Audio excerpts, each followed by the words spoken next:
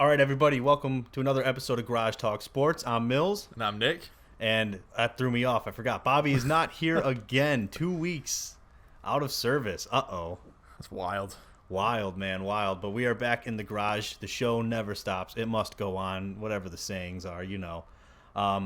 Bringing another episode to you guys now, episode number 34. Going to talk briefly MLB. Last week happened to be the final game of the World Series. It ended after our show, so we didn't really get to break it down all that much.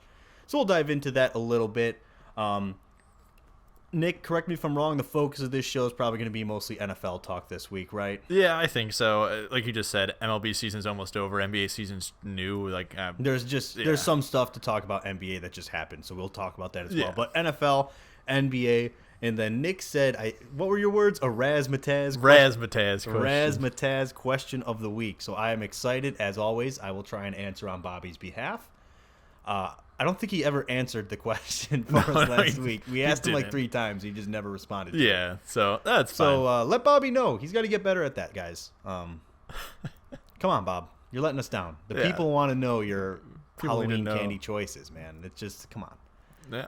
But whatever. Or you're just stuck with whatever Mills says for you. Yeah, or I'll just make you look like an idiot. I'm happy to do that. I make myself look dumb. Yeah. I can make other people look Yeah, dumb. Bobby's favorite candy, circus peanuts. Circus peanuts. Roast Dude, him. circus Just peanuts roast. are disgusting, Yeah, though. they are. They're Have you ever had gross. packing peanuts? Have you ever accidentally chewed on one of those? Yeah, they taste the same. What is it? Is it peanut flavored? I don't even know what it's. I think it's orange flavored. They just taste gross. Yeah. I don't know. I don't like it. It's weird.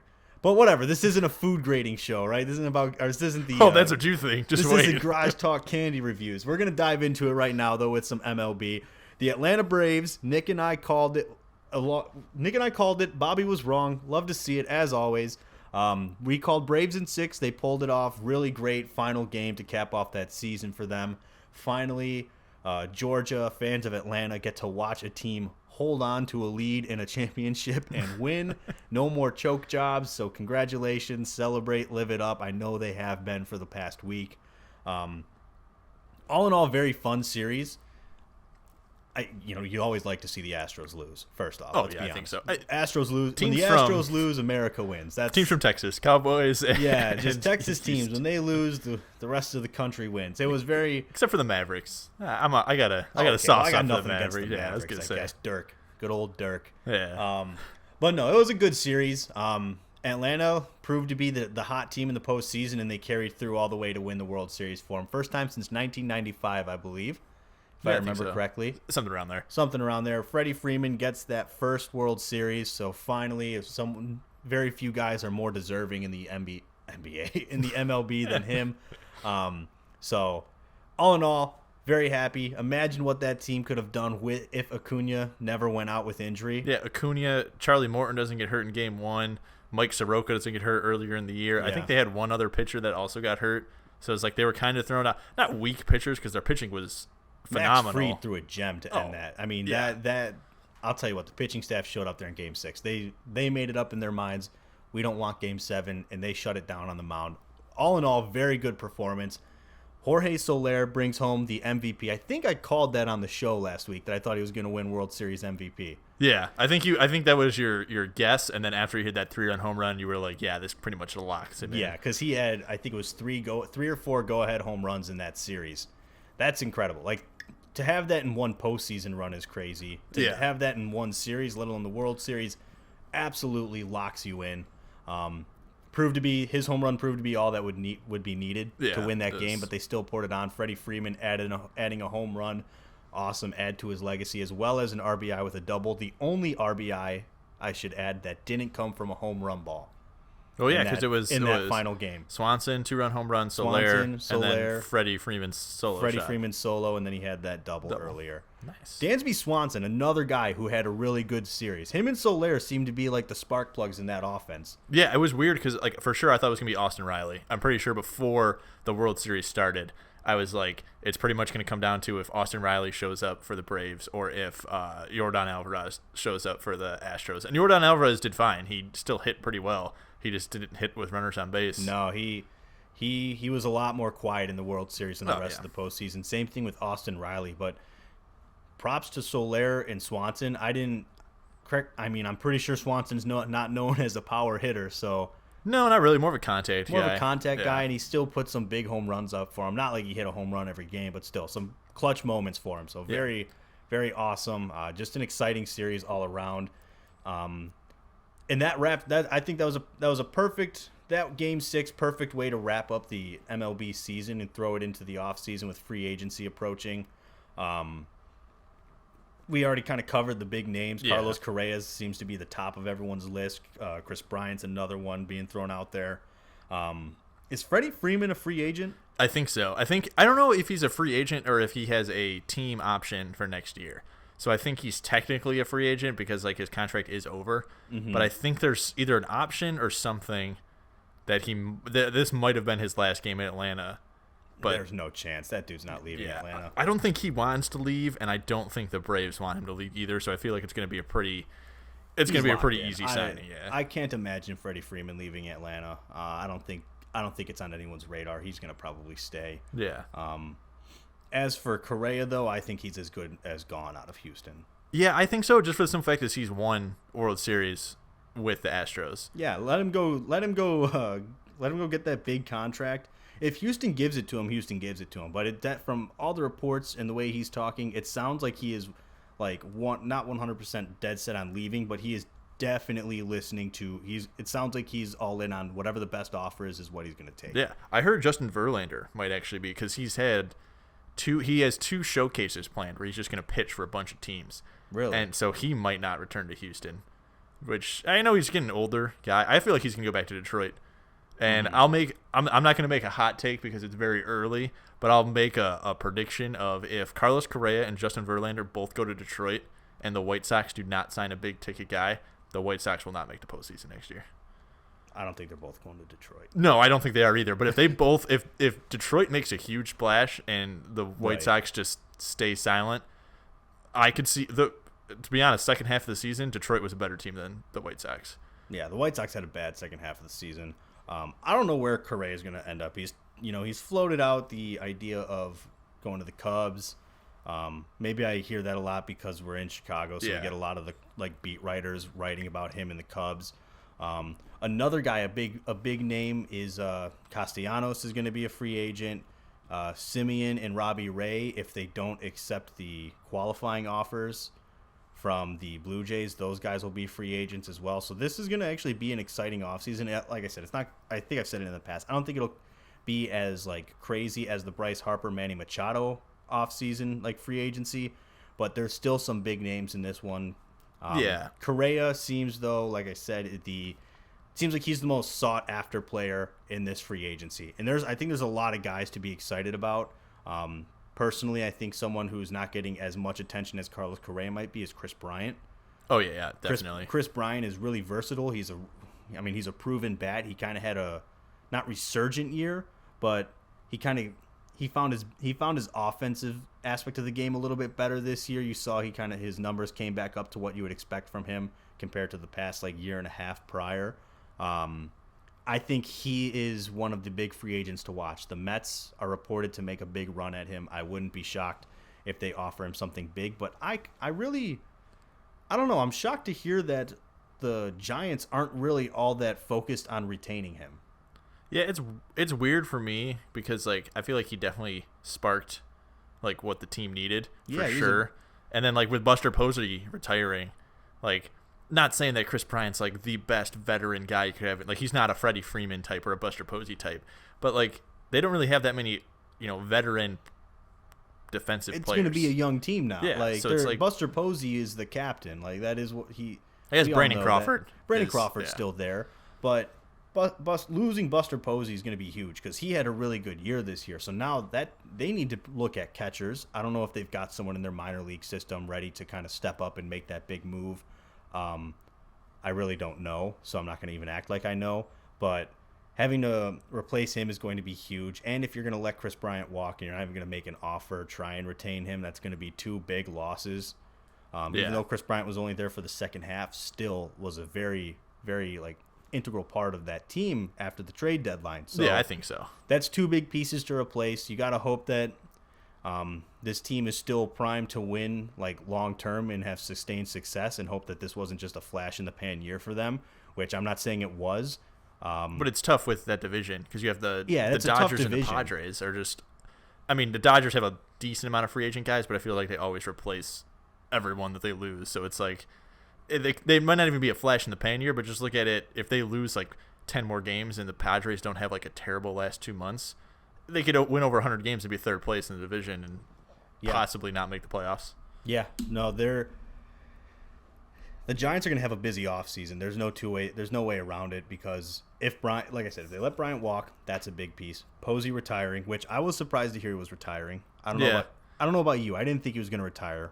He was for me. It seemed like with how good they played, I would have like saw him do like I'm going to play one more year. And then if it was a flash in the pan year where all of a sudden next year they got like 60 wins, then he's like, all right, now I'm done. Yeah, then he's going to tap out, and I get that. I just was shocked to see it. It's not what it was surprising to see it come across. Yeah. But hey, he had a great career. Hall of Fame ? Yeah, I think he's got to be. He's got to be, right? He's got an MVP, Silver Slugger. Silver Slugger, definitely a couple Gold Gloves, MVP. I think World Series couple MVP. World Series. Caught Madison Bumgarner for so long, where it's like. Yeah, I mean, I feel like he's got a legitimate case, if anything. And he plays catcher. I feel like catcher is you are so important. Like. You could have nice I smack. hate that, dude. I heard the tap of it. Yeah. I don't know if you can see that on camera. But there was a bug flying across. Yeah, it's like, hey. And it's bam, just knocked it out. I went for it. I would have looked foolish if I missed, but I got it, so that's cool. Anyways, but he's a catcher, so important. It's kind of like quarterback for me for the NFL. Like you could be a stud wide receiver, but if your team doesn't do great or whatever, but it's like if your team's doing great and you're a decent quarterback, you have a chance of getting into the Hall of Fame. Same thing with catcher. It's the value of the position. Yeah, but if you're also excelling at your position, it just, it's like, okay, not everyone can be a great catcher. So you're an exceptional catcher and your team is producing. Yeah. That's almost a no-brainer. The catcher is in such a difficult position to play. And, I mean, when you think there's a considerable drop-off in catchers after you get out of, like, the top, like, 7 in the league, I would say. Yeah, I think so. Once you get out of that top 7, you kind of see a noticeable drop off in the talent, and then it's more so like, can this guy just hold over the catcher position for a little bit? There's a reason why the quickest road to the MLB is through the catcher spot. Yeah, because teams are always needing him. It's a hard position to fill, and come on, the knee problems. That story you writes get the itself. knee problems. Be catcher. My knees would kill after like 2 innings. My knees kill after just sitting down for a while. Yeah.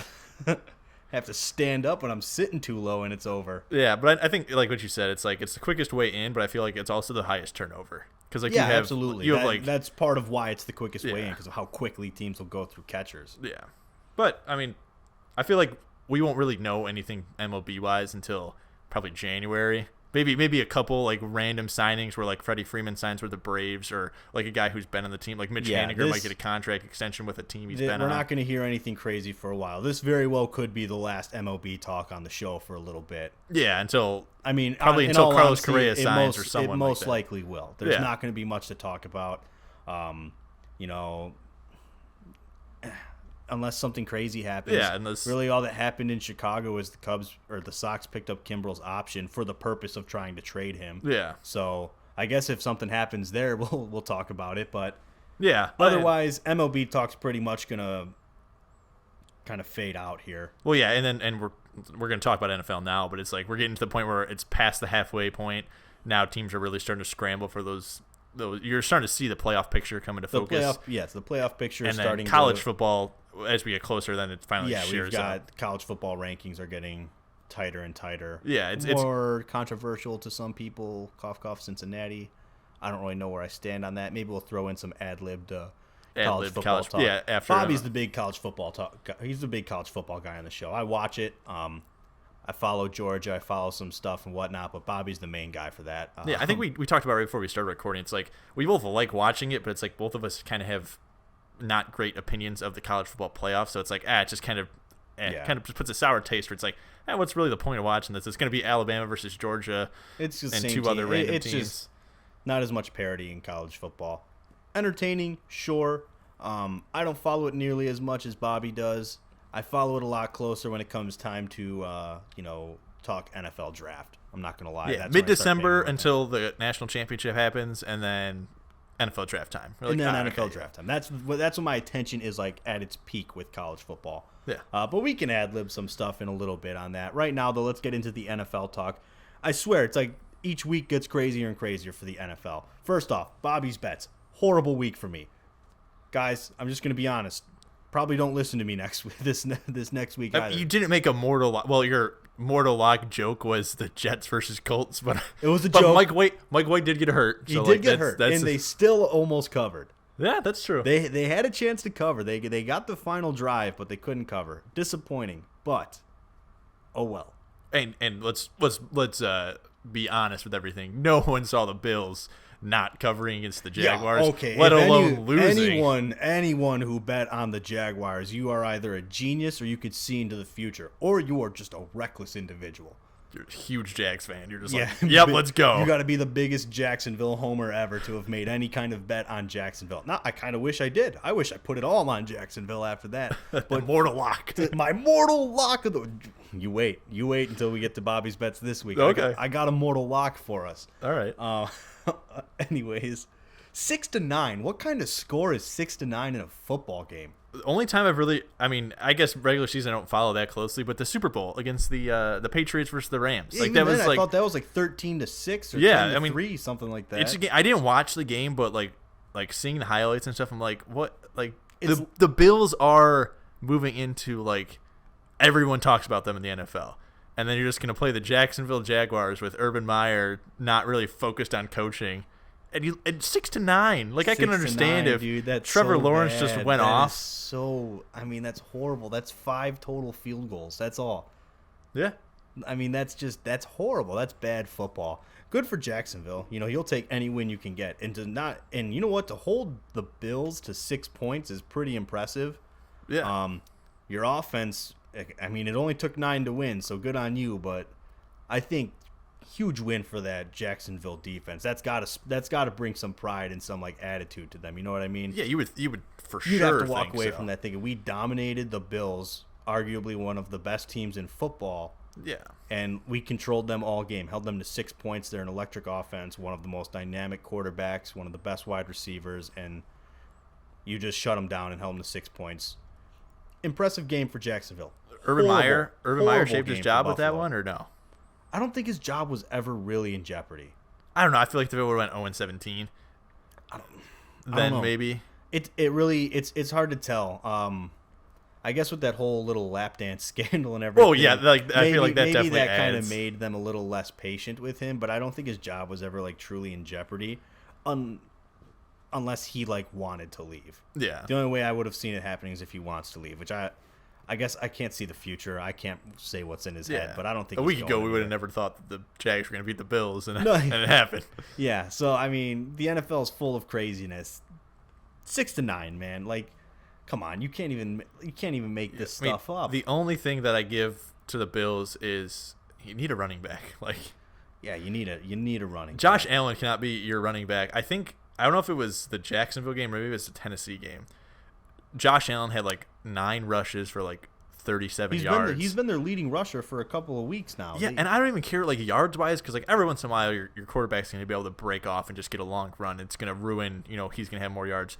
But when he's 3 times more than your actual running backs are out there, that can't be it. That's not a success for. That's not a route to success in the NFL. Recipe for success. There you go. That's what I was looking for. I heard you trying, and I was like... I was getting there. Give me 2 more tries, I would have got it. 3rd time's the charm. Hey, man, we're on the spot here when we're recording. Yeah, live. I feel you. I have like these genius things to say, and they leave my head the second we press record. Yeah, and then at like 11 p.m. when I wake up in bed, and I'm like, darn it, I definitely wanted to say that. That's what I wanted to say. I sit back and we finish the show and I'm like, damn, I totally miscommunicated my point when we were talking about this. Everyone clearly thinks that I'm a huge Jacksonville fan. I am not. I'm just like, I'm gonna sound like an idiot now. Is what it is. Recipe for success. I knew what you were going for. The people know. Because what Zay, not Zay, Zach Moss, Zach Moss. Zach Moss is not. He's okay, but he's meh. You look at teams that have like the Bears have 3 running backs that are better than the best Bills running back. Oh, I know, it's crazy. My computer locked. Oh, okay. I was like, what are you reach? Why are you reaching for my me? computer? Okay, dude. No, The Bears actually have, we'll talk about the Bears. Yeah, we'll get to that. I didn't mean to like bring them up, but I was just like, the Bears actually do have a pretty solid running back room. Dallas, Pollard, and Ezekiel Elliott. That the Bills. Yeah, well, it didn't matter this week against Denver. Von Millerless Denver Broncos. The Von Millerless Denver Broncos. I swear they must have listened to what we said last week when I was like, no Von Miller. They're probably going to be a little lost, and they're like, you know what? F those two guys in that garage. Yeah. Because they held they shut down that Dallas offense for pretty much the entire first half. Let's just say the entire game. They got some. I mean, you're not really trying. Yeah, it was that a much. really good performance for that defense. I think they're up 30-3 or 30-0. Yeah, it was just, final score was 30-16. It was a good day to be a Broncos fan. Good game for the Broncos, honestly. You got to feel a little confident thinking that you pulled that off after trading Von Miller. So. It's not like they blew trading Von Miller. After when you look at it, you'd think, oh, they're blowing up the defense. Clearly, it didn't blow up the defense. Now, once again, was it a flash in the pan? That's going to be like our buzz phrase. This episode. For today, For this episode, absolutely. But was it like an anomaly? I don't know. They're still a pretty talented defense. They have Vic Fangio, who's a really good defensive mind. I think they could sustain it. The question really is like, what do you get every week at quarterback with that team? That's my whole thing. Is like defensive wise, you lose Von Miller, but their defense was decent, and you're never like. You look at the Bears; they lose Khalil Mack for a while. They can still produce. The Rams, they use Aaron Donald. Like they can still produce well defensively. But I mean, just look at that game. Let's say Teddy Bridgewater has a terrible game and only gets one touchdown, maybe 2 field goals. It's 13-0. They end up losing that game 16-13. Like yeah. Teddy Bridgewater putting up 30 points is way more the anomaly to me than the defense. Than shutting down Dallas. Yeah, it's dude, I don't know what to say. I mean, the Broncos, they're really, really inconsistent this year. Yeah, there's really not much else to say. It's like what Denver Broncos team are you getting every week? Are you getting this one that shut down?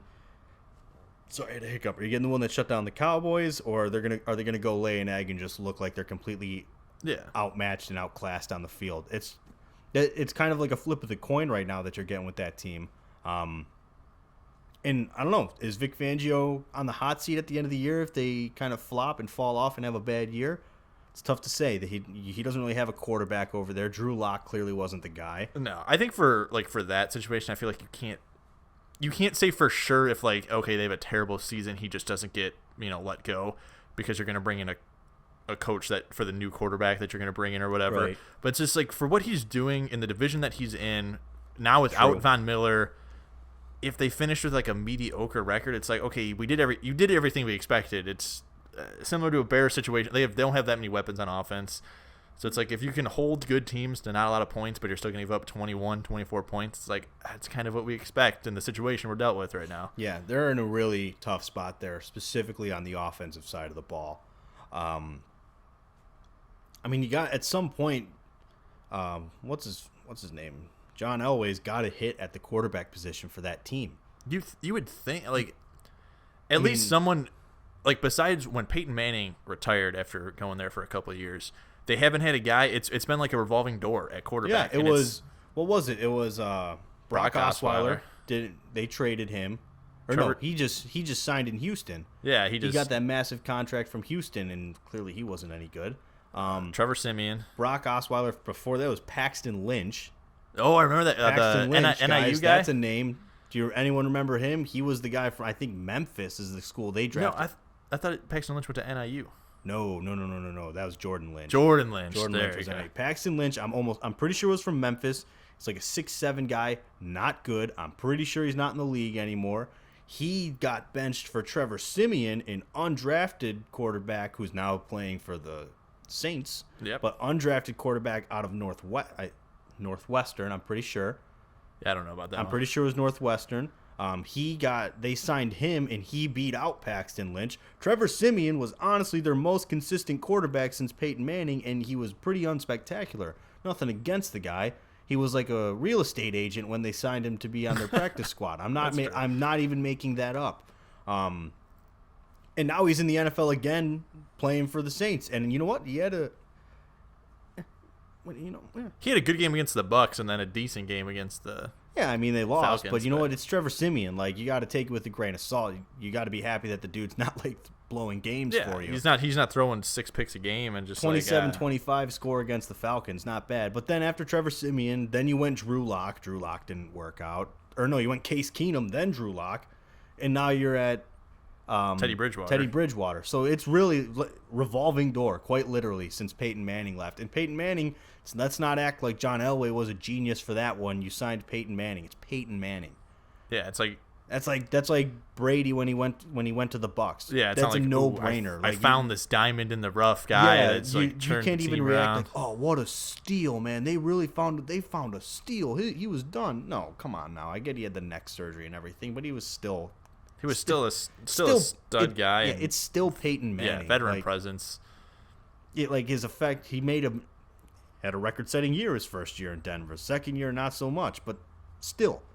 John Elway's got to land at the quarterback position bad. And, you know, I don't know how many GMs get the opportunity to continue missing at the quarterback position he has. At a position I get much. He's a legend. Yeah, but if you're a legendary quarterback, I feel like you should be able to see quarterback talent, or at least flashes of it. Like, if Mitch Trubisky would have been on the Broncos, it'd be like, okay, we can see where you saw him being a stud. Honestly, I feel like we could see Mitch on the Broncos next year. I could see that too, but still, that'd be the same thing for me. John Elway needs to draft a quarterback who is going to turn into a star for the Broncos. Right. If they get Trubisky for a couple of years, it's like, okay, but you need to get someone who's your guy, who no one else brought into the league. You brought him in, and it's like you got to save yourself at the quarterback position. You need to show that you can find the talent. It kills me because John Elway's, we all know what Hall of Fame quarterback. Incredible career and everything, but as a GM, you know, Peyton Manning is kind of like his claim to fame, quite literally. If I'm going to be entirely honest, and people feel free to disagree with me, if you think that's a bad take, I'll have, let me know. I want to hear it. But outside of the Peyton Manning, like the 2 or 3 years of Peyton Manning that they had, and even then, the last year of Peyton Manning was really bad. He was just too old and he was done. He couldn't keep up with the NFL anymore. His body was breaking down on him. Outside of those 3 years with Peyton Manning, he's missed and he really hasn't done much for the Broncos. Did John Elway pick Jay Cutler to be his quarterback? I don't know. To be honest with you, I don't know. Yeah, because I don't remember exactly when John Elway became GM. Yeah. I'm gonna say no though, because that seems like really long. If he's been the GM for that long, I'm pretty sure he picked Tebow. Okay. There's another one. Although I think Tebow could have really had a chance if Peyton Manning did become a free agent. But I digress. I don't think Tebow would have been anything great. But, you know, he got done dirty. Our boy Tim. Yeah, Timothy. He got done dirty. The Tebow. in memoriam, even though he's not dead. Yeah. No, John Elway, you got to hit at the quarterback position at some point, and you got to be held accountable. I get it. You're the legend of the Broncos franchise. You're the face of the franchise for the 90s and part of the 80s. No one's doubting your playing career, but what have you show that you can evaluate the quarterback talent and find someone who can bring sustained success at that position. Yeah. That's the last thing I feel like he needs to do. That defense is solid. Even without Von Miller, they looked pretty good.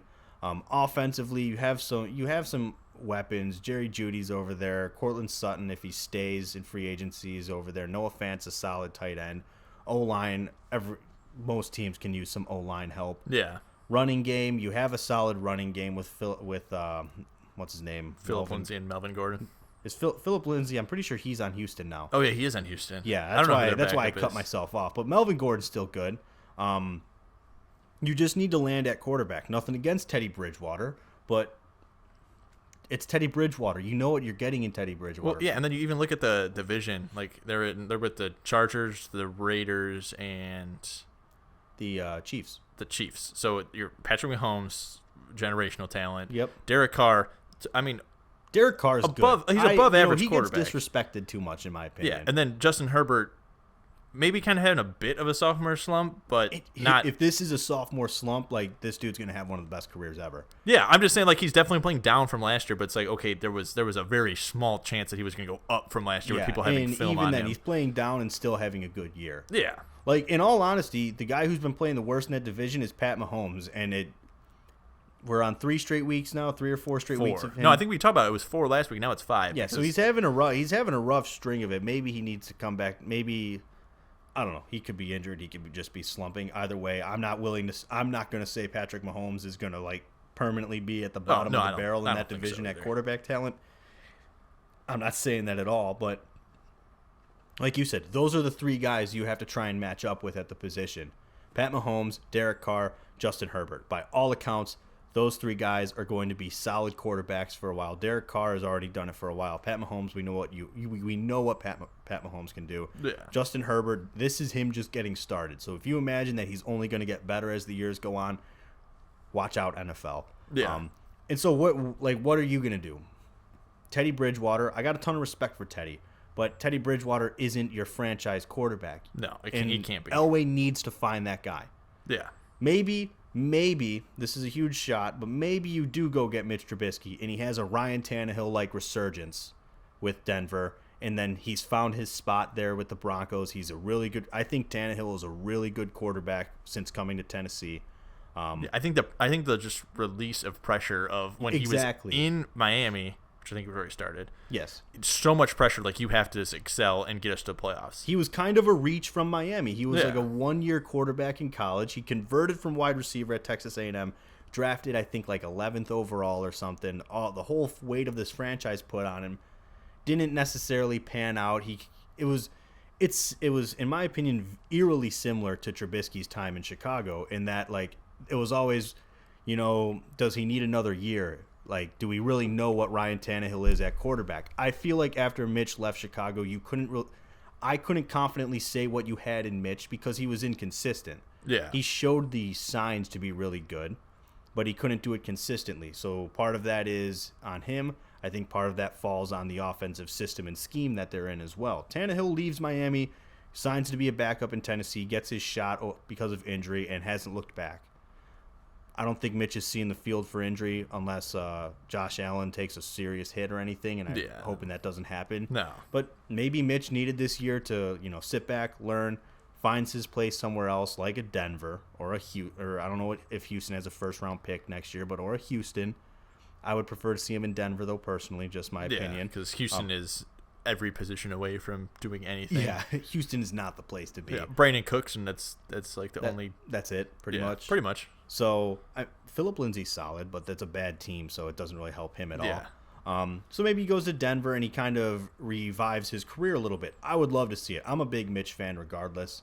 I'm going to root for him wherever he ends up, but who knows? It could be very similar to what happened with Ryan Tannehill. Yeah, I think Ryan Tannehill's pretty good now that he's found his place and where he's comfortable in Tennessee. Well, yeah, and then it's like then you start building around.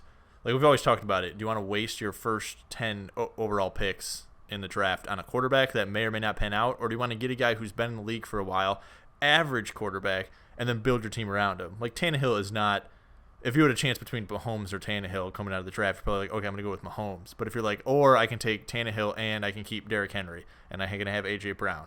And back when it first started, Corey Davis and all these guys, like, okay, now we're building a team. Now it's not like, oh, we have a stud quarterback, but nothing else. He can't throw it to anyone. He's not getting it protected. The defense is pretty shoddy. All that stuff. It's like, hey, no, let's build from a decent quarterback and go up from there.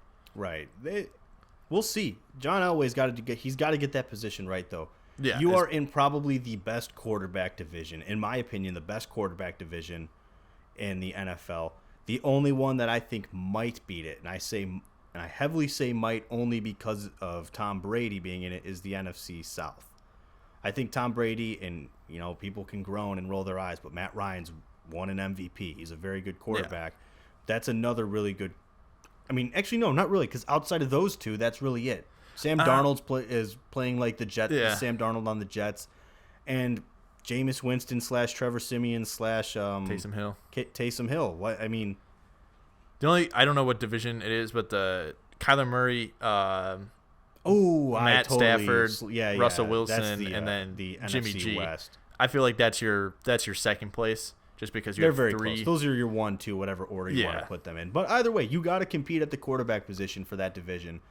Wow, we spent a lot of time talking about the Broncos. Yeah, not expected. The one thing I did want to talk about, because I guess I want to ask you for your surprise underdog, or who people are viewing as an underdog, and then people who are viewing him as an overdog, like if you agree or not agree. Because my biggest thing that I disagree with is people thinking that the Packers defense is bad. Because for the past 4 weeks since the Bears played the Packers, it's been like, oh, the Packers defense is terrible. They have a lot of injuries. They're bad. But then they beat the Cardinals. I don't know who they played before, but it was like they still played well.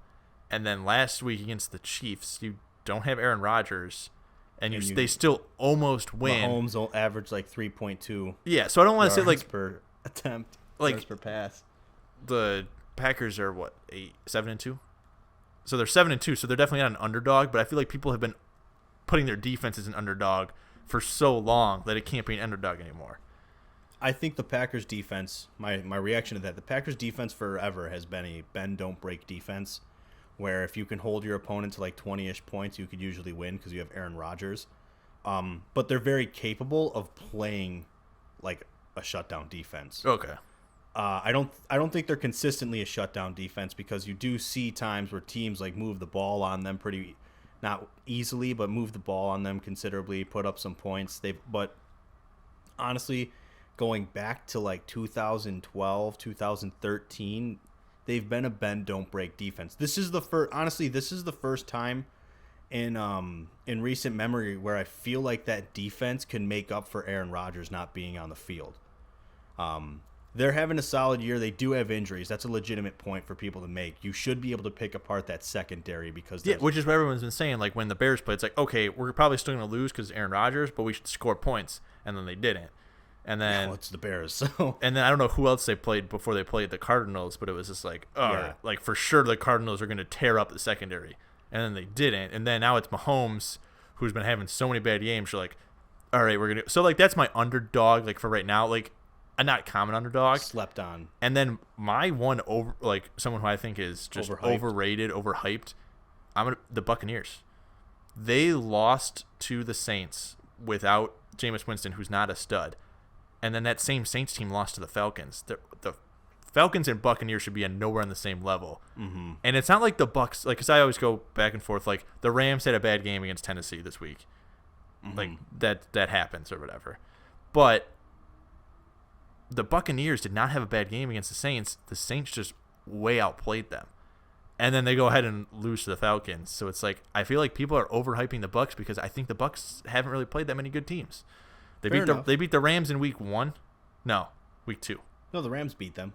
The Rams beat them. They beat the Cowboys in week 1. Yeah. Which I don't really care about the Cowboys or whatever. But I feel like they've played either teams early that were good that haven't like really gotten together, or they've just been playing weak teams. I get what you're saying. I guess for me, the team that I think is slept on, and it's criminal, is the Titans. I've been preaching the Titans since before that Chiefs game. You and Bobby know. Oh yeah. And without Derrick Henry, what they did on Sunday Night Football, the league should be aware of what the Titans are as a team now. Mike Vrabel's really got things rolling for that team. To lose Derrick Henry, and people always talk about Derrick Henry was one of those guys that you thought if he's gone, that offense, that team is done. Like it just doesn't work without him. He's what makes that team go, and I think he is. But the fact that they can lose Derrick Henry and then go up against what I think is, even without Von Miller this week, what I think is the best defense in football in the Rams, and still not change their game plan at all, just running back by committee instead of Derrick Henry, and then Ryan Tannehill making the throws you need him to make, the receivers, A.J. Brown, Julio making the catches, making the plays. The fact that you didn't really change your offensive system or game plan, and then you just dominated on both sides of the ball, speaks volumes to what that team is. And I'm telling people, do not sleep on the Titans, because they could very realistically be the team that comes out of the AFC. They have beat the Bills, They've beat the Chiefs. They beat the Rams. I don't remember if they faced the Ravens or not. I don't think they have. I don't think they have. But to beat those three teams, and they beat the Chiefs when the Chiefs were playing pretty solid. I think that was the first game Mahomes had a bad game. And Yeah, started that was him on like this the start down of skid. the down. That was the start for the Chiefs. They beat the Bills. The Bills were on top of the world. And they outlasted the Bills, and then they went in and they dominated and just completely controlled the game against the Rams on both sides of the ball. Yeah. Defense, I think, played way better than anyone expected them to. I'm going to call it the Rams. You got Matt Stafford. I love Matt Stafford. I think he's a really talented quarterback, but he is good for a weird, bad game every season. Yeah. That's just his thing. Maybe that might have been the one right there this week against the Titans. Either way, though, you manhandled their offensive line, put tons of pressure nonstop. Secondary played really well. They got two interceptions. I mean, the linebacker got one of them with 2 interceptions, 2 picks, 1 pick six. 2 picks. Was one a pick six? One was a pick. It was a pick, and then on the 20, on the one was a pick six. Yeah, yes. and then the other one was a pick six. Yeah. So, I mean, all in all, really good game. Titans are a team that you watch out because they're pretty much just they're beating the best teams. They're going in or they're hosting them, whatever. Either way, they're taking out the best teams one by one, and it doesn't seem like anyone's slowing them down right now. Yeah. And to do that without Derrick Henry this past week is even bigger. Well, yeah, especially because you put a guy out like Adrian Peterson, who, I mean, Von Miller didn't play this week, so we can't really talk about. But next week, Von Miller, Zach Ertz with Arizona. When you bring a guy in to fill a spot, he normally doesn't work out well in that first week. He always has I got to get used to the system and all that adjustment stuff. period. So it's I kind of expected the Titans just to lose the game because of that. It's okay, we have to put a new running back in who doesn't know our system. And they they used him and 2 other guys. Yeah. They went running back by committee and it worked. They hit you with different ways. Adrian Peterson's going to have to adjust. He was playing a little soft, I think, but whatever. It's Adrian Peterson. He's going to figure it out. He's fine. I'm not too concerned. He's older, but I'm not too concerned about him or anything like that. My overrated team. That's a tough one. I don't really know who my most overrated team is. I kind of want to. Do I want to hop on the Bengals? No, because I think people have kind of opened their eyes to the Bengals. I think a team that's getting a little bit too much respect is the 49ers. Okay, I agree with that. The 49ers, I think, are only a 1-point underdog. Or they were a 1-point underdog. They were a 1-point underdog against Arizona. Against Arizona. And Arizona, correct me if I'm wrong, I'm pretty sure they didn't have Kyler Murray. I don't think for the whole game. No, I don't think Not so. for the whole game. But I'm sorry, the 49ers just aren't good right now. No, I mean their defense is still solid, but they're comparable to the Bears. There's talent on both sides of the ball, but they're not using it well. Yeah, I agree. And they're not playing up to, I think, the level of football that they can play at. And I guess the people are expecting them to just figure it out sometime soon here, and they just seem to not do it. That's kind of what's frustrating about the 49ers. That's what's frustrating for me about the Bears. And we'll segue into the Bears here in a second. But I think the 49ers are a little overrated because I think they're getting a little more respect than they deserve right now. They haven't been that spectacular for the most part. They have a losing record. Looked horrible. Did not look good against the Cardinals, and the Cardinals were not at full strength for the entire game. They didn't look great. The defense is underperforming, and the offense is just kind of in a weird spot because you have that weird quarterback issue going on between Jimmy G and Trey Lance. Yeah. I like the 49ers. My team that I was kind of thinking about putting as an overrated team, besides picking the Bucks, was the Ravens. Because they're winning games, but they're winning games close against teams they should be beating by a lot more. Yeah. So it's they have a lot of injuries, though, which I think gives them a bit of a pass. Yeah, I looked at it as a pass, and I'm also it's kind of hard to pick a team being overrated if they're winning. They should have beat the Vikings by a lot more. But they still beat them, so it's yeah, I can't really say they're winning games. Whereas the Bucks, I'm saying, are overrated even though they're winning games, just because I feel like they haven't played good teams. Where the Ravens are playing bad teams, but it's they're winning. They're winning close games, which hopefully that translates to playoff ball when it's close. They can still come out and win. It's hard with the injuries that the Ravens have kind of suffered. I can't really say they're overrated. Lamar's playing really well. I got to give it to him. Yeah. He's having a really good year. and they're on running back oh man, he's throwing the ball better. Number 6 because they're like first 3 running backs in their Yeah, depth chart are all out. To be the fact that they're winning games the way they're winning games, they're at a point with all those injuries where the goal is just win, even if you have to win ugly.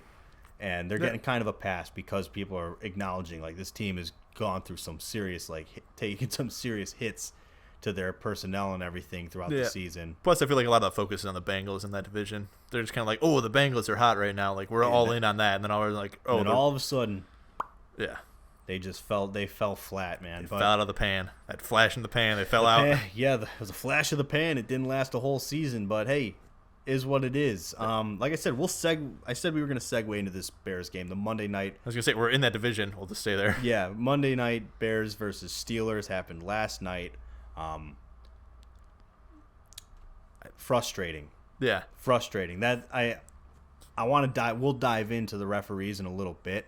But we'll first give a recap of the game, like brief analysis. My brief analysis: Justin Fields looked like a franchise quarterback. He looked second half, which you figure if you could do that in one half, you imagine if you can put that together for a full game, you're going to have a really good offense. Yeah. But that offense in the second half looked like what I've said that there's talent on that offense, and the second half of that game showed you this is what the offense can look like. Is Nagy the guy to get you 4 full quarters of that, though? So far, he hasn't been. I'm over Matt Nagy. I'm pretty sure he's going to be gone. If he's not gone, oh boy, you better wait. You buckle up for that reaction if he's not gone at the end of this year. Either way, Justin Fields looked the part. That interception was just dumb luck. Like, that's something batted at the line of scrimmage. Should you avoid it getting batted? Sure, but that happens to every quarterback. Yeah, which you can't, like, for being a rookie quarterback, that's a mistake that I'm okay with. Okay, you threw it into the line. Sure. Yeah, that's hardly his fault. Yeah. Is what it is. Good play by the defensive lineman. Crazy that the ball's going to ricochet off, hit the O lineman in like the helmet, and then just stay there. Like that's it doesn't get easier for an interception than that, really. Yeah, for me, it's not like he misread the defense where he's like, oh, this guy's wide open, and then whips it right into the middle linebacker. It's not like he threw an egregious pass that was just so easy to get picked off. He looked the part. He led that awesome game, that go-ahead drive. All in all, I was if you walk away from that game, even though they lost, Justin Fields was the better quarterback in my opinion between him and Big Ben. He made plays with his legs, made plays with his arms. He showed some serious he showed you what you can have for a franchise quarterback, which was very good to look at.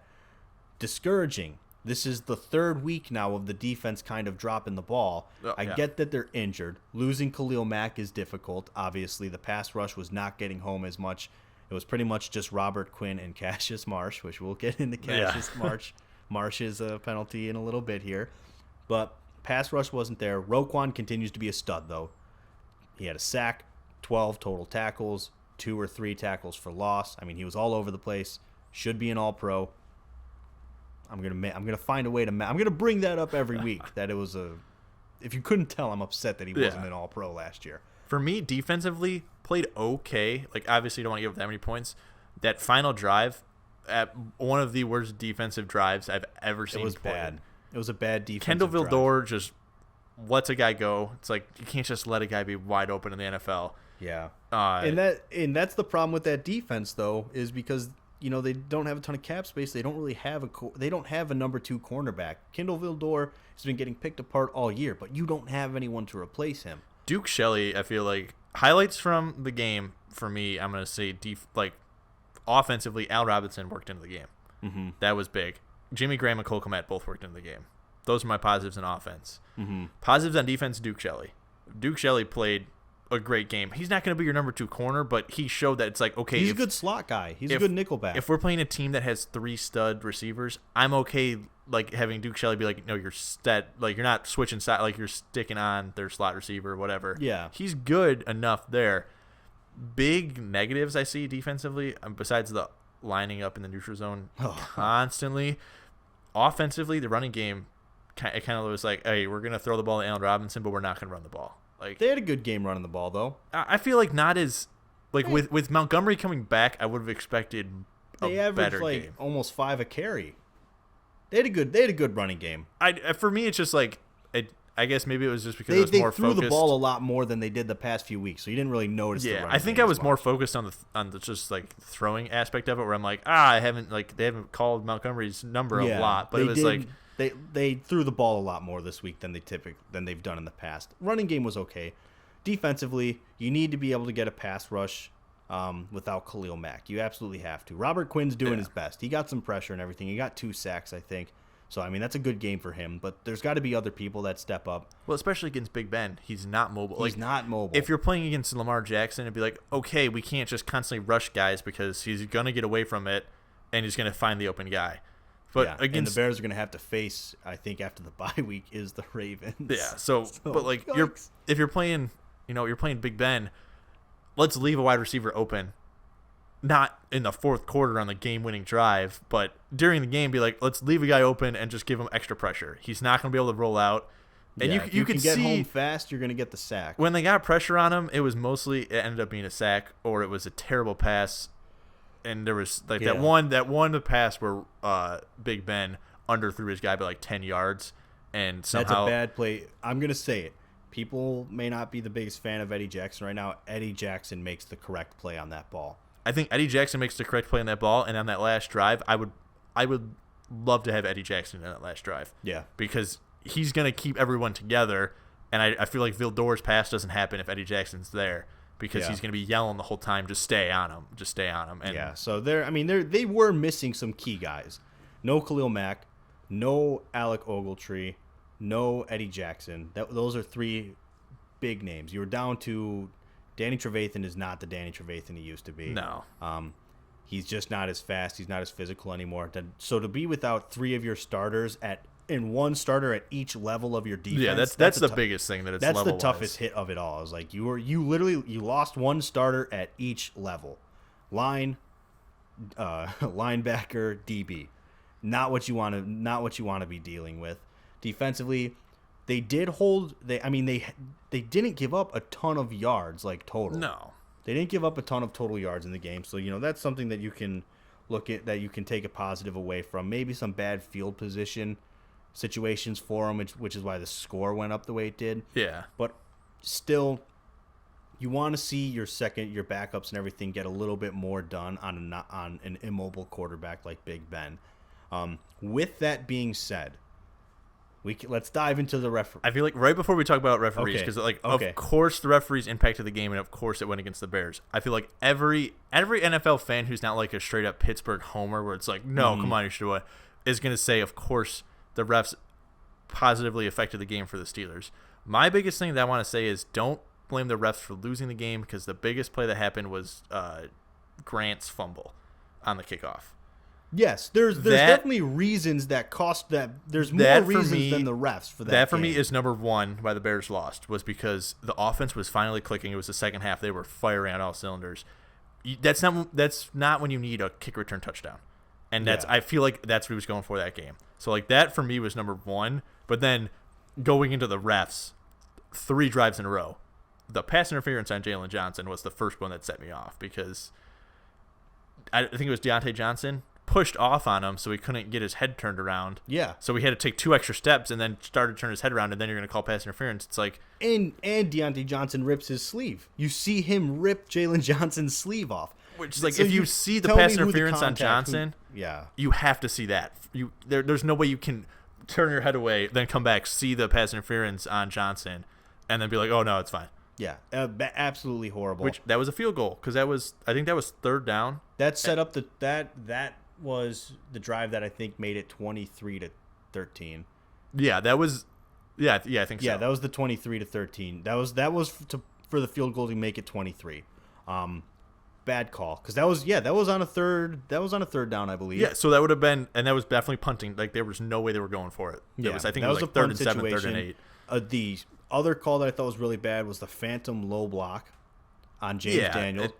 1, he was inside the tight end box, so it's not a penalty. 2, didn't even make contact with TJ Watt. Wipes a touchdown off the board, and sends the Bears back, I think, 10 yards, 5 yards, something like that. I think it was 10 yards, yeah. 10 yards, something like that. Sends them back, takes a touchdown off the board for what? A guy who didn't make contact with his block, and it wasn't even an illegal block because he's in the tight end box. I get it's close, but it's too close. If it's that close, you shouldn't be saying, "Oh, he's definitely out." Yeah, for me, it was too close, and then he didn't touch him. If he would have for sure hit his legs, I mean, like, oh wait, it's close, but he clearly took him out. Yeah. Or He didn't even touch him, though. it was definitely out of the box, so he made him jump as if he didn't. If T.J. Watt doesn't jump, he would have hit him. Like then I could be like, all right, I agree with you. You could call the flag, but didn't touch him and was still in the box. Why? Like why? Why is the flag thrown? Other than the fact that the Bears scored a touchdown. Horrible. Really bad call. You can challenge some things, but like that was a non-challengeable because right, like that was non-reviewable in the booth because it's a touchdown they review it, but the penalty call is non-reviewable, so it doesn't even matter, which is just stupid to me. Yeah. But that's getting really nitpicky. I'll even admit, like, to make every penalty reviewable is too much. It's just a miss. And no, it's but it's just one. I would be like, if you're reviewing the play anyways, if you can clearly see that like they drew the box on the screen when you're watching Monday Night Football, if they can have the ability to do that in New York or wherever they review it, then look at the whole play. I'm fine with if you're already looking at I don't want to review every holding call. You know what? That's fair. On a scoring play, if a flag is thrown and everything, review the whole thing. You might as well. Yeah. You're already there reviewing it. You might as well review the whole thing. On that same drive, though, there's the no roughing the passer called on Justin Fields, which I think that was then 2 plays later, right? I think it was 2 plays later. Either that or the very next play. Regardless, completely missed that. The rule is in place for a reason. I don't like to be the guy who like I'm not a fan of that whole blame the refs game and being a part of that crowd. Yeah. But this was a game where the refs truly took over and impacted the outcome in a way that seemed almost intentional against the Bears. I'm not accusing them of being intentional against the Bears. It really felt that way. And I feel like you look at all the sports like baseball, the strike zone's the strike zone, but a ref will change it to whatever his is. NBA, sometimes there's a lot of ticky-tack fouls. Sometimes they let him play through. I feel like the same way in the NFL. I think 2 drives earlier, I think Akeem Hicks, or no, it was 97. Mario Edwards barely pushed Big Ben after he threw it, and they called pass interference. They called roughing the passer. So it's like you set the precedent. Pretty much any hit where he could have not hit him is roughing the passer. That flag sets the tone for what roughing the passer is going to be the rest of that game. Which is why that one made me so much more mad. And it was a high hit. It wasn't even just late. It was a high hit. And he actually like Mario Edwards pushed him down. It's like, okay, you can argue back and forth. Technically pass interference, technically not. But the 2-hand shove versus the full-on tackle late, he hit him, and it's a rookie quarter. Like that could be the franchise quarterback for the Bears. You have to protect him. It's a rookie quarterback. Joe Burrow said this, I think, last week. Veteran guys get those calls. Rookies don't. And I'm going to say it. This is an NSFW moment here. That's bullshit. The fact that exists is bullshit because the rule book doesn't say, oh, if this action happens, it's roughing the passer so long as the quarterback is a 13-year veteran who has been an MVP or won a Super Bowl. Or Patrick Mahomes, Lamar Jackson. Or is one of like the main stars. Then it's roughing the passer. No, it is. If this happens, it is roughing the passer. You and I can be the QB, and it should be roughing the passer. But this whole notion that, oh, you're not going to get that call because you're young, that's horseshit. Yeah. And if you're going to, and that alone acknowledges that there is some level of bias that exists within every referee.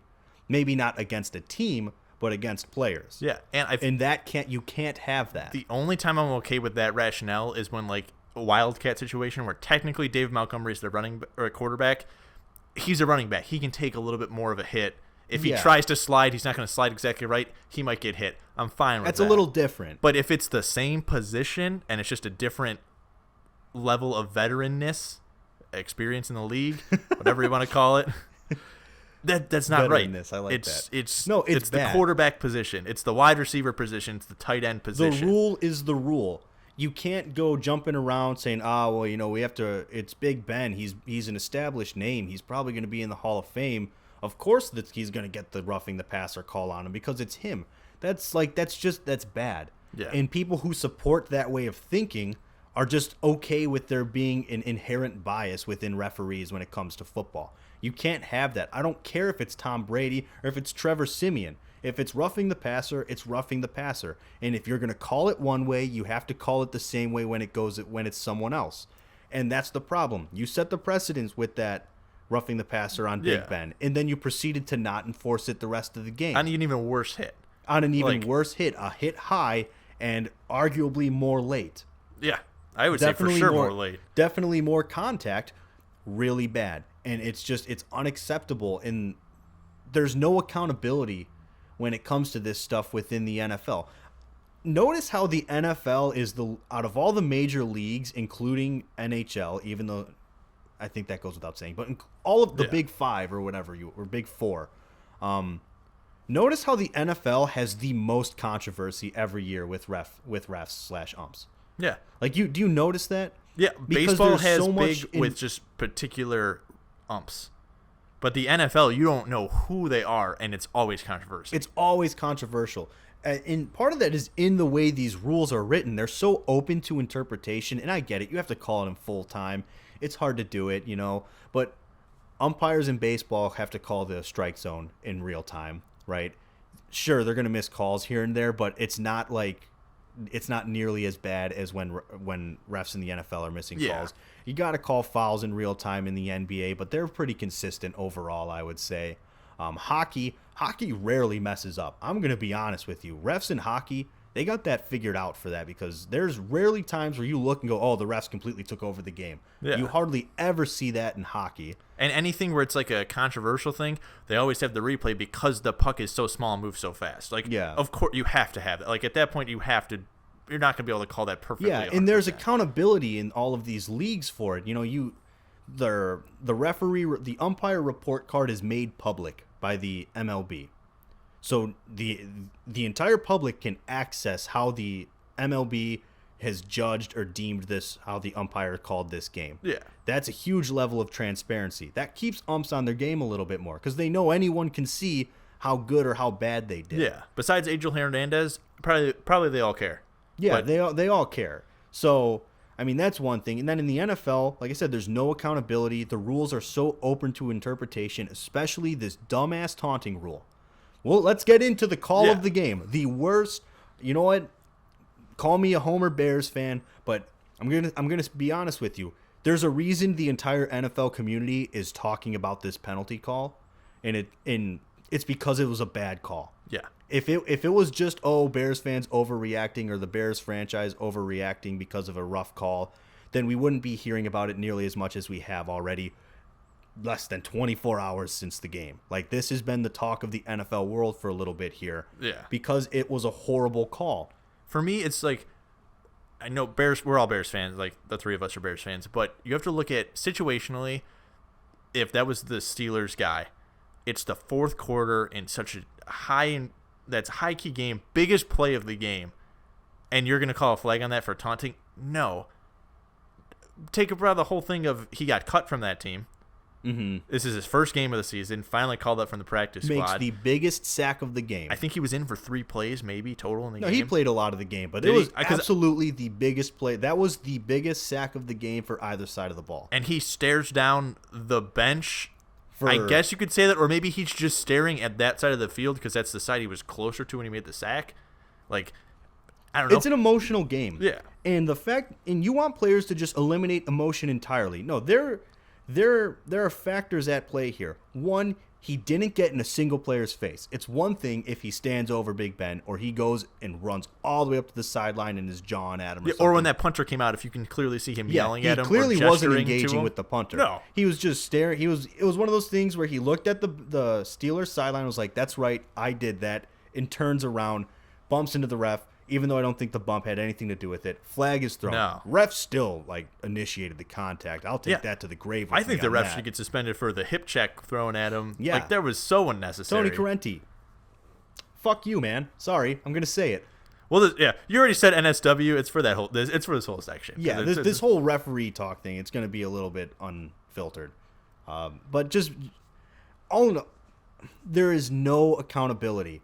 And what you did with this taunting rule, by changing it a little bit and wanting to make it a point of emphasis, air quotes around that for you guys not watching on YouTube, point of emphasis, quote unquote, you essentially told refs, here is this penalty that you can just use to completely flip the pace or direction of a game.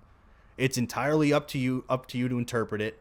No one can really argue with you about whether it's taunting or not because it's what you deem as taunting, which in that case, literally anything can be deemed as taunting. Anytime a defensive back breaks up a pass and does that thing where you like, makes the incomplete pass symbol. Stares at the receiver. That can be taunting. Stares at the receiver, and it's like that's the same thing he was doing, but since it was on the fourth down play, it's going to be on a third down play. It's going to be much bigger of a emphasis that he's staring at him because the special teams got to come out. So the ref stares him down and is like, yeah, now I'm going to call a flag on this because it's taunt. No, not in the fourth quarter. I understand people are going to say, Cassius, you need to realize it's a fourth quarter. Don't do anything stupid.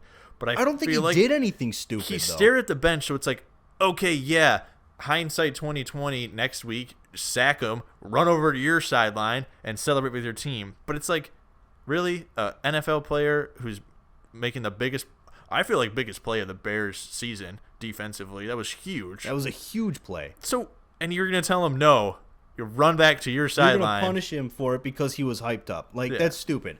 If that's the case, like I said, anytime a defender does that whole incomplete pass thing with his arms and crosses them and looks at the receiver he's covering, that should be taunting. Anytime they made the new celebration rules for turnovers, but anytime there's a turnover and they run all the way down the field, get into the camera and pose and dance around, that should be taunting. I mean, call it.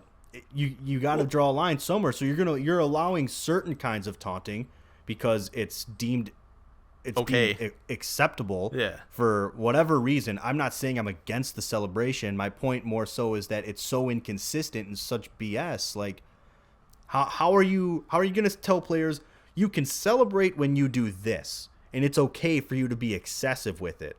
Yeah. But you did this, so now it's unacceptable to have anything really happen. Well, that sack is just as big, in my opinion, as a turnover because it made it like 3rd and 20, or it made it 4th and 20. It took them out of field goal range for sure. They're way out of field goal range. They have to punt it. I personally think if they punt it, the Bears had a chance to ice the game right then and there, and so it works almost the same as a turnover in that case. And you punished the guy because he's excited because he was hyped up about it. It's football. I don't give a shit about the player's feelings. No. I'm sorry. There's different levels of taunting. And to me, when you hit a guy and you like stand over him and like drag your crotch over his helmet when he's getting up, okay, you can throw the flag for that. Yeah. Or you hit a guy, you stand over him and you don't let him get up, and that's taunting. That's how the rule's been forever before that. But then you add this point of emphasis. You want to really crack down on taunting. Really? You want to crack down on taunting? I'm sorry, this is going to be a little conspiracy theorist moment here, but the NFL signs an agreement with 5 new major betting partners. First time they're making all these betting agreements and everything and contracts with different bettors and sports books and whatnot. Is it a coincidence that the same offseason they do that, they want to add this new taunting penalty and basically give the refs the power to completely take over a game with one call? I'm not saying the NFL's fixed. No, that's not what I'm getting at. Yeah. But after a game like yesterday, it certainly makes that crowd that believes the league is rigged a lot louder, and it makes it a lot harder to tell them they're wrong. Yeah. I think taking Bears homer thing out of it, I think it was 2 weeks ago, Dawson Knox from the Bills got a first down catch and spiked the ball on the sideline, and since he was on the opposing team's sideline, the ball bounced that way, it called for taunting. That's not taunting. He didn't whip the ball at the guy. The rule is bullshit. Yeah, he spiked the ball down. The rule is crap. It's crap. For me, looking at the taunting change, it's just like it was illegal hands to the face 2 years ago. Every time someone's helmet barely moved, penalty, offense, defense didn't matter, 5-yard penalty, illegal hands to the face. Now you look at it, guys go for the block, their hands get shoved up, hits him in the face, doesn't get called anymore because it's not the point of emphasis for this year. Yeah, you have to hold that contact now. Yeah. You can't just your hand slips up and you slap a helmet. You have to hold at the hands to the face. When it was now. the point of emphasis, Bam barely tapped him, 5-yard penalty.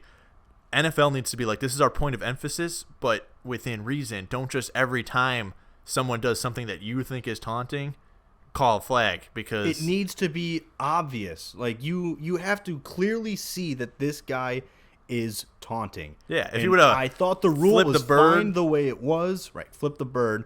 I thought the rule was fine the way it was. When you hit someone and you stand over them and you don't let them get up. Yeah. That is taunting. If you're getting in their face, you're cursing up a storm, you're flipping the bird, whatever, you're initiating, basically trying to initiate a fight, okay, fine, that's taunting. But it's got to be obvious. To have a guy stare at the other sideline from the hash marks, he's basically in the middle of the field, and he takes 2 seconds to stare at the sideline, you're gonna call him for taunting? Bullshit. And it all comes back down to accountability from the NFL. They protect the hell out of these refs. You get fined and you can be suspended. You're guaranteed a fine, and you could get suspended if you even in a post-game press conference talk and like come out and speak negatively on the officiating in your game. If you were to say, if Nagy went into that press conference after the game and said, you know what, I thought this was one of the worst officiated games I've been a part of in my professional coaching career, he would get hit with a fine because he's not allowed to criticize. Yeah. You're not allowed to criticize officials. You got to protect the officials and stand by them for everything. No, that's a load of crap. You're giving too much power to refs. Refs should be respected. It shouldn't be something where you can just disrespect the hell out of refs. You can like hit them and push them around. I'm not saying that, but you have to. There's got to be accountability. Yeah, and it can't sure. just be this is our ref. This is an NFL ref, so we're going to stand by them no matter what.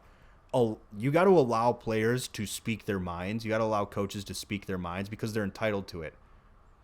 So they can speak their minds on anything else that they want to. But the second it's time to criticize a ref in a game, specifically yesterday, in a game where they are right to be criticized, the entire NFL and sports community is outraged with the officiating crew of the Monday Night Football game.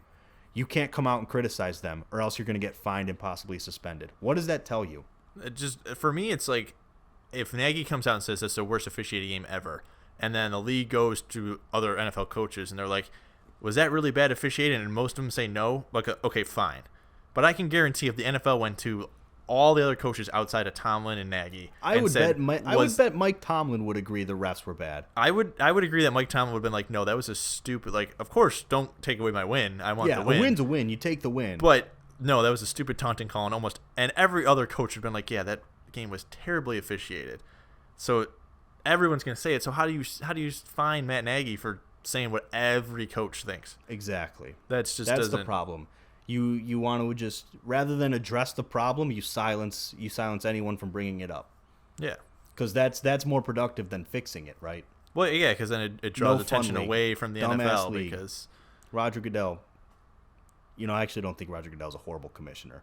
He's not. Rob Manfred's the worst commissioner in my opinion. Yeah, I think so. But that's a discussion for another time. My point though, I feel like Roger Goodell, going to that Roger Goodell NFL, they don't like taking like a stance like every NFL fan right now is like, hey, do something about this, and they're gonna be like, no, they already came out and defended the ref. We're just gonna we're just gonna play it. Nope, we stand by everything. It's fine. It was fine, fair. You need to give accountability. Yeah, there needs to be accountability from the league office, and so far there hasn't been. They're standing by the refs, and I get the logic behind that. You want to stand by your guys, but you need to be fair and you need to be reasonable. You know when what? Someone messes up, this is gonna sound stupid, but like, for example, with your friends, when one of your friends does something stupid, just because they're your friend doesn't mean you're going to go, no, man, that wasn't stupid. You're going to tell them that they did something stupid. So they don't do something stupid. So they don't do something dumb again. But to just blindly defend them because it's, it's our they're our referees. We got to stand by them. That's crap. My biggest thing is, the 4 major sports, baseball is probably the most consistent with this, but NBA a little bit. Refs and umps after the game will watch the big ticket plays and like a controversial call, and then they'll make a statement about why they made the call. They'll be like, I clearly missed this. I for sure thought he was out in live time, and it's like, okay, you have to agree with that. In live time, it's happening way too fast. Mm-hmm. But he'll come out and be like, either defend his position or be like, I missed that one. That one's on me. I'm sorry, and apologize. Never in my years of watching the NFL has an NFL ref ever came out and been like, yeah, I got that one wrong. Like, that one was messed up.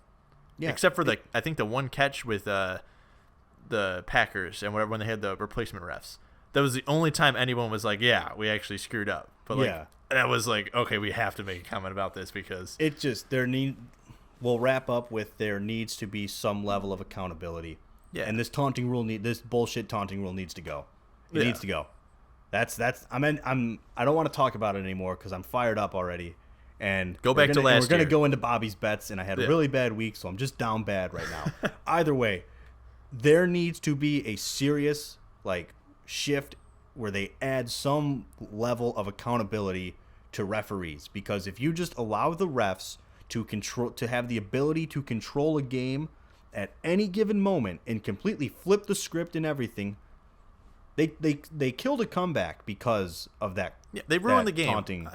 They just ruined. They killed a comeback because of some bad calls. There needs to be some accountability. There needs to be accountability. That's my buzzword for this topic right now. It was flash in the pan, but now it's accountability. For me, you say accountability. My thing is just don't change the game. Let the players change the game. The players are the ones who change the game. Yeah, right. Sure. They could have punched that. Justin Fields could have got the ball through a pick six right away. Game over. Yeah. Bears still lose. But it's Stephen A. Smith said it best this morning. He said he hated the call because it was someone other than the players that decided the outcome of the game. Yeah. And that's exactly what the problem is that far too often, not just in this last game, not just in yesterday's game, but throughout the league for the entire season and seasons in the past, refs for too many times have controlled and completely changed the outcome of the game, because I think there's too much room for interpretation within some of the rules. Yeah. It's not black and white, and it needs to be. Yeah. Fix it. Yeah. Fix it, because you're the most controversial officiating league. Yeah. That's the reality of it. There's no more controversy surrounding any other refs than the NFL. Yeah. And so they have to seriously fix it. Seriously have to fix it. But we'll wrap up that referee talk and that Monday Night Football talk, because we got to get into Bobby's bets. Yeah. I had a bad week. Even with my horrible week, mind you, Bobby only tied me. Yeah. Bobby's finally caught up. I don't mean to be picking on Bobby, but you know what? It's his name. The title. It's his name on the segment, and I'm rooting against him, man. Yeah, I need Mills Mortal Locks. You know what I mean? I need Mills Mortal Locks. But Nick, Bobby's bets. Let's get into it. What is this? The fifth? What is this? The fifth? No, I opened the wrong Bobby's bets thing. All right, Nick, lead us here. We are week 6 of Bobby's bets. Week 6. I opened last week, so I'm like, we already have the results on this. That's Thursday night game. We got Ravens versus the Dolphins. Ravens are favored by 7.5. That's an easy Ravens win. You know what? I've been so long back, they've been letting me down lately, but I'm for sure picking the Ravens over the Dolphins. But the Dolphins are bad. Dolphins are bad. But all right, so second game, Jaguars versus the Colts. Colts favored by 10.5. Mills Mortal Lock of the week, guys. I'm telling you, Jaguars will cover. I'm not saying they win, but Jags will cover. For me, closest one for me. Well, one of the closest ones, because it's 10.5. Yeah, 10.5. And the Jags had a good defensive game. Bobby made his picks already before, so he picked the Ravens for the first one, and then this week, me and him are on this one. We are both going for the Colts. The Jags had their big game, even though it was 9-6.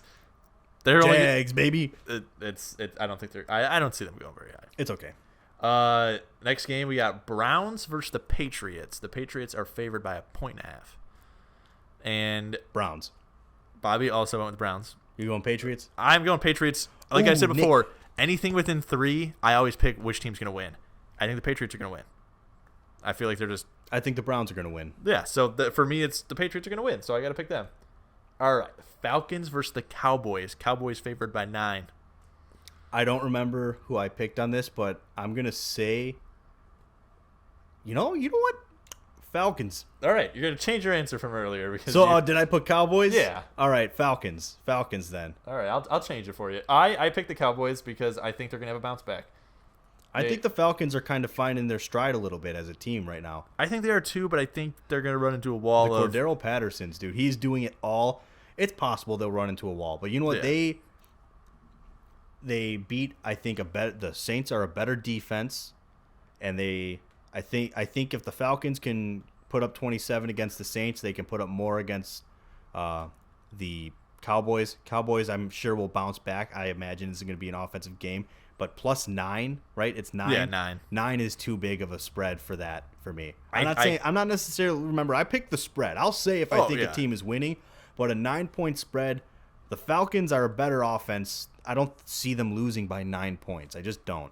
I could agree with that. I just think the Cowboys are going to bounce back and just air raid first half, and then I don't think the Falcons are a good team from playing behind. So but I think they're good enough in the passing game to keep up. Yeah, okay. Well, I guess we'll wait and see. I don't think this is going to be a defensive matchup at all. All right.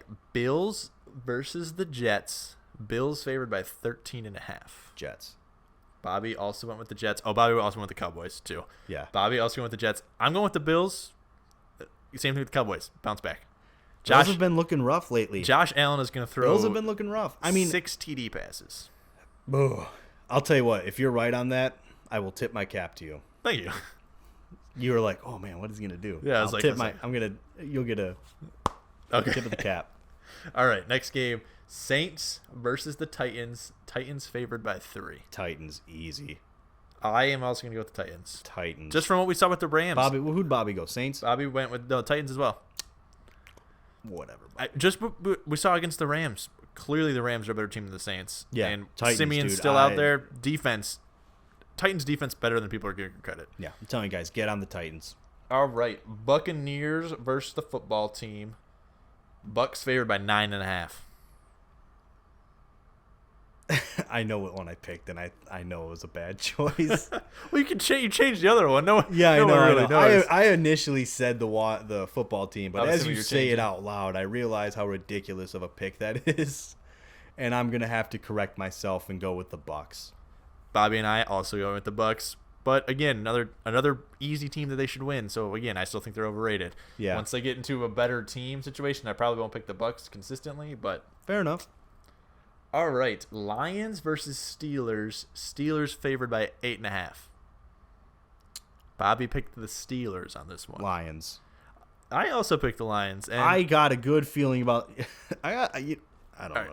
Are you gonna be honest with it? Because what I'm thinking is Lions get win number 1. I was thinking the same thing. I think I'm confident that they will cover the spread, but I do think they'll get win number 1 this week. For my thing is definitely covering the spread with it being a 1 day shortened week because they played Monday night against the Bears in a tough game. I think the Lions are gonna learn from the Bears' mistakes and just pressure Big Ben constantly, and then Jared Goff will finally play a decent game. I agree. All right, Vikings versus Chargers. Chargers only favored by 2.5. Chargers. Yeah, Chargers. Same Chargers thing. It's It's less than 3. So yeah, less than 3. Who do I think is gonna win? Chargers. All right, Sunday night game. Or no, not Sunday night game. Sorry, there's one more game on the. Oh, there's a lot more games. We went more into the second page than we normally have for the outline. I was like, oh, there's like 2 games left. All right, Panthers versus Cardinals. Cardinals favored by 10. Cardinals. Panthers have not been looking good lately. Cardinals have been. Yep. Cardinals. Bobby also with the Cardinals. At least 2 touchdowns, if not more. Cardinals should win pretty convincingly, I think. All right. Seahawks versus Packers. This is a tough one. Packers favored by 3.5. Packers favored by 3.5. There's a slim chance that Aaron Rodgers doesn't play. I don't think Wilson's back yet. He's cleared to play because he's technically past his IR time, and I think the doctor okayed him to play, but I don't think he's expected to play. I think Pete Carroll said he's being very cautious. And it's the Packers by 3.5. This is a truly difficult decision. To pick the Packers means I'm rooting for the Packers to win, which I never want to do that. But you and Bobby are tied, so. And I'm pretty sure Bobby picked Seahawks. Damn, dude. Nick, who are you picking? I'm picking the Packers. Okay, I'm comfortable now. I was also I was for leaning the simple Green Bay. Fact that I swear I was leaning Green Bay. I wasn't just waiting for Nick's answer. Even if Aaron Rodgers doesn't play, I think with Wilson coming back from the injury, there's a better chance that the Packers should still win even without Aaron Rodgers and Wilson comes back. Packers defense has also been playing pretty well. Yeah. And Russell Wilson, I don't think he's ready to come back. So if they force him in, a second week for Jordan Love, you'd imagine he'd take a little bit of a step forward. Yeah. Maybe you lean on Aaron Jones a little bit more. I like the Packers. It's 3.5. I think the Packers will win that game. And I can see it being by more than a field goal pretty easily. Yeah, I think so. Next game, Eagles versus Broncos. Broncos favored by 3. Man, these are two inconsistent teams here. You don't know which team are you going to get, the good or the bad this week. I'm gonna go. I think I'm gonna go with the Broncos on this one. I think so. 3 points. Now correct me if I'm wrong. If it's 3 exactly, Broncos win, right? No, the other way around. So that's got to be by more than 3. Yeah, if it's 3, then the team who's the underdog gets the win. I'm gonna go with the Broncos. I think their defense, if their defense is going to continue going the way they've been going, they should have an easier time against the Eagles than the Cowboys. And they made it look easy against the Cowboys. I think the Broncos at +3 is a solid. I think it's a solid matchup. I'm going to go with the Broncos. Bobby and I both going with the Eagles. I think we're going to get the A+ Jalen Hurts effort, and I think we're going to get the C- Teddy Bridgewater. So we'll see. Yeah. Chiefs versus Raiders. Chiefs are favored by 2.5. The Raiders are going through a lot of crap right now. With the Ruggs situation, and then they just cut the one cornerback. I forget his name. So it's tough, man. Pat Mahomes has looked bad. Who do I think is going to win that game, though? And I'm inclined to say the Chiefs.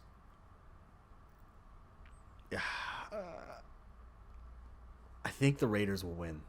Okay, so you go Raiders? I think the Raiders will win. You and Bobby, you picked that. And that's what Bobby also said. I'm picking the Chiefs because I am dead set on me going with the Lions lately and me going with Patrick Mahomes finally having a bounce back game. You think this is the week that you're finally right on that? I think it is. I feel like last week I thought it was going to be for sure, but it didn't turn out that way. I'm thinking hopefully against the Raiders he shows up. Right. He's got Kelsey, Tyreek Hill, McCole Hardman. Hopefully. But the Raiders are playing pretty solid even with everything going on. Yeah, that's true. And just touch on it. If you've been drinking, just call a ride. Just don't. Yeah, call an Uber, man. Especially if you're not rich enough to afford an Uber, you should at least have a friend that cares about you enough to be like, yeah, it's 1 a.m., but fine, I'm going to drive you home. And especially if you have money, just buy an Uber. Just buy an Uber, man. Leave it at that. So much better than... Even if you just get in an accident and you hurt someone, that's a terrible thing to live with. That I could have completely avoided the situation. Yeah. Let alone doing what Ruggs did, and I don't want to get into it too much, but it's it's just inexcusable, man. It's just, come on, be smarter, guys. Be smart. All right, and then last game, Monday night, Rams versus 49ers. Rams favored by 3.5. Let me finish. I'm sorry, Rams. I'm comfortable with that Rams bounce back game. Bobby also went with the Rams. You're going 49ers. No, I was about to go 49ers, but I figured the Chiefs and whatever game I picked earlier that I was by myself. I was like, that's two by myself. I'm okay. Yeah. So I'm gonna pick the Rams too, just because I don't see same thing you said earlier. Matt Stafford always has that one weird game, bounce back game. Man. I don't think he has 2 bad games in a row, and 49ers offense isn't amazing. No, it's not, and their defense has been playing kind of rough. So I feel comfortable with that. Rams, especially with a low spread like that, the 49ers have not – I could see the Rams winning easily by more than 3.5. Yeah, I feel like it's going to be like a touchdown game. I don't see a lot of field goals happening, so it's like – I imagine I'm 3.5 point spread, Rams all day, I think, on that one. I think that's an easy lock. But either way, though, Bobby's bets, guys, the standings, we got it right here. Nick at 38-34. Bobby and I both sit at 34-38. I'm 34-38 with a really bad week, though. Yeah. I mean, I had a really hot week. It was a comically bad week. Yeah. I had a really hot week one. I've just been kind of sitting middle of the road. Yeah. That's why I'm slightly above. And then Bobby's rebounded from his terrible first couple weeks. Yeah. I was climbing up, and then I had this week hit me and just not good. But we can. There's always next week. Always next week. So we'll keep up with that. We'll see. I feel pretty solid with my picks this week. I think we could have. I think I can. That's what I thought last week after we left. I was like, you know what? Even after thinking about it longer, I still think I would have picked everything the same, and I had a terrible week. So yeah. All right. I think time for my question of the week then. Let's just real quick though. College football rankings, big upsets that happened. Michigan State went down. That's pretty much it. Yeah. I was gonna say that's it, and then Cincinnati. Once again, the top 5 shaking up. Cincinnati, everyone's debating, should Cincinnati be in or should they not be in? I don't. Like I said, Nick and I aren't the college football guys. We said we would ad-lib it, so this is us ad-libbing it real quick. Georgia, I think, is still your go-ahead, your clear-cut number 1, and I'm predicting them to win the national championship. We won't get it, but we'll talk about more of that when Bobby comes back. Alabama, I think it's Alabama, Cincinnati's 2, or Georgia, Cincinnati, Alabama. Cincinnati's not in the top 5 right now. No, I'm saying AP. They're number 2 in the AP poll. Oh, yeah.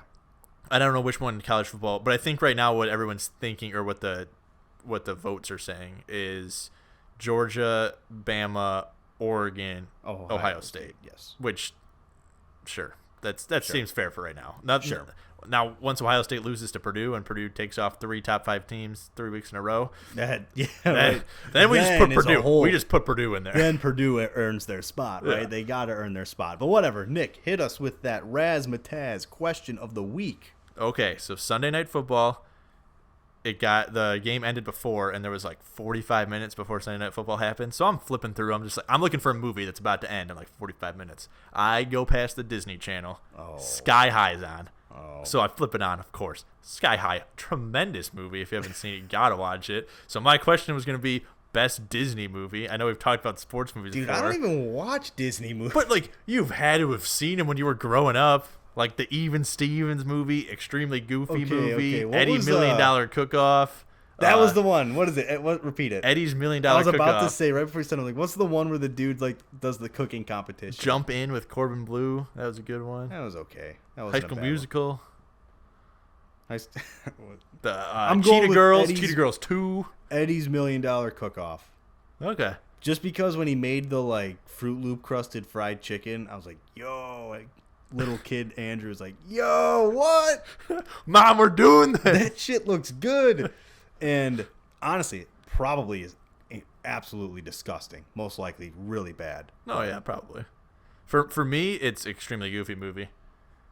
Oh, Dad. Is that the one where he goes to college? Goes back to college after getting fired from his job, reunites with his son, and also becomes a stud skateboarder. Yeah. It's got everything. It's a great coming-of-age tale. Great coming-of... What a father figure. What do you think Bobby's go-to Disney movie is? Dude, I don't know, probably some Cinderella. That's bogus. Cinderella? I don't know. I could see Bobby being like a fan of the Mulan movies. Ooh, Mulan was a good one. I don't know, like, because that's a Disney movie, but is it a Disney Channel movie? Okay, like, it was a Disney Channel movie, so it's got to be Disney Channel movie. Yeah, because Disney Channel, I feel like, you know what I think Bobby just loves that he just won't admit? I feel like he's either Even Stevens movie or Lizzie McGuire movie. I feel like he would be into Jump In with Corbin Blue. Oh, Jump In with Corbin Blue. That's a solid one. It's not a bad one. I think Keke Palmer? Yeah, Keke Palmer's in that one. That's solid. We're going to say Bobby is a fan of Jump In. Or like High School Musical 2. I got to be honest. I feel like people on Twitter need to or on Facebook need to tell us some other Disney Channel movies, because I was like, I have so many. And then you were sitting there and I was like, I'm going to start naming some. And then I was like, I got through 4 and this dude, I couldn't even name that many. Yeah, I'm going to go with the Eddie's $1 Million Cook-Off. Bobby's he's definitely a fan of Jump In with Corbin Blue, and you're going with the extremely goofy movie. Solid picks. Eventually, I didn't watch the Disney Channel all that much growing up, though. So yeah. Eventually, I'll try to get back into sports questions, but for right now, I'm just rolling with non-sports questions. Oh, dude, you've been at this for 34 weeks. I imagine it's difficult. To come up with a new one every week. But that will conclude this week's episode, guys. So we appreciate you tuning in with us again. As always, if you like what you heard, please give us some feedback on anything. Give us a like on Facebook, Garage Talk Sports. Follow us on Twitter at GTS Podcast 1. And then like and subscribe, comment. Let's beat that algorithm on YouTube. I say it every week. One of these weeks it'll happen. But as always, thank you guys for tuning in, and we'll talk to you next week. See you.